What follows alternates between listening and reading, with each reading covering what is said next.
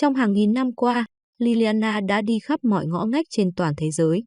Một trong những thực thể cổ xưa nhất ở Athano còn tồn tại, Liliana đã được sinh ra khi thế giới vẫn còn trong trạng thái hỗn độn và vạn vật sinh tồn đều nhờ vào bản năng.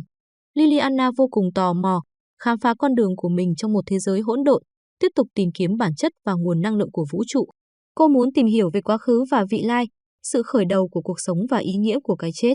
Để cuộc tìm kiếm câu trả lời của mình được thành công, Liliana biến hòa thành các hình hài khác nhau và nhìn thấu sự sống qua con mắt của đủ mọi giống loài. Cửu vĩ hồ ly chín đuôi, là sinh vật đầu tiên Liliana gặp.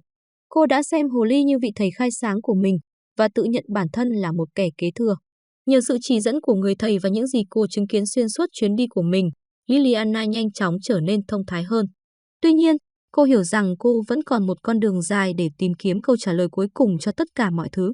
Cô đã chọn một cuộc sống biệt lập, dành thời gian để từ từ thấm nhuần và suy ngẫm về tất cả những gì cô được học.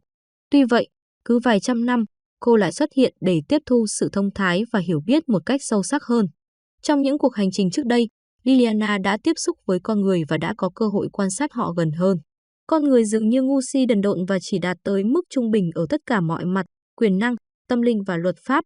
Đó là lý do tại sao Liliana lại không hề quan tâm đến giống loài này.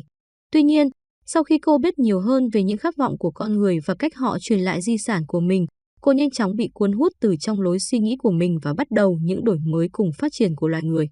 Bất cứ khi nào con người thực hiện bước nhảy vọt, Liliana lại biến chuyển trà trộn vào loài người và học hỏi từ những học giả uyên bác.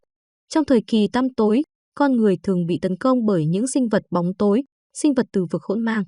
Không muốn phải nhìn thấy những đau khổ, Liliana đã sử dụng những phương pháp tinh tế nhất để tiết lộ những bí mật và đưa ra lời khuyên về cách sử dụng ma thuật để giúp con người trong giai đoạn khổ ai này.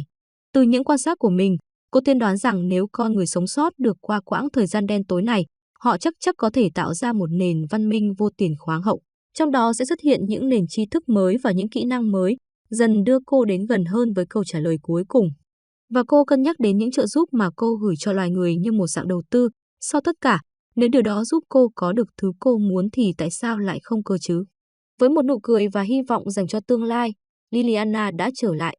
Vài trăm năm sau, khi Liliana trở lại nền văn minh của loài người một lần nữa, cô đã bị sốc.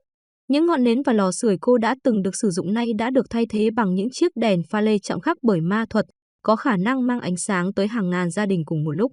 Những lưỡi giáo và những thanh kiếm mà cô từng biết không còn được nhiều người sử dụng nữa. Những chiến binh loài người giờ đây đã sử dụng cơ khí và súng đại bác một cách mạnh mẽ và cực kỳ ấn tượng. Những cải tiến này, thứ mà con người gọi là công nghệ, đã thay đổi hoàn toàn cách Liliana nhìn nhận thế giới. Đó là một sự thay đổi lý tưởng cho Liliana, cô háo hức tham gia vào mọi sự phát triển mới.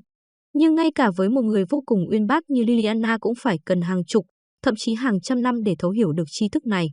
Vì thế, Liliana đã quyết định biến đổi thành con người và gia nhập quân đội của đế chế với vai trò sĩ quan liên lạc, người có quyền tự do đi lại giữa các lục địa và thu thập thông tin tình báo. Vai trò mới sẽ giúp cô thuận tiện hơn và đạt được tất cả những gì cô mong muốn. Tất nhiên điều đó cũng mang lại những kẻ địch mới, nhưng Liliana không ngại những thứ vụn vặt này và sẵn sàng đương đầu với chúng bất kỳ lúc nào. Đó chỉ là một phần của học phí thôi.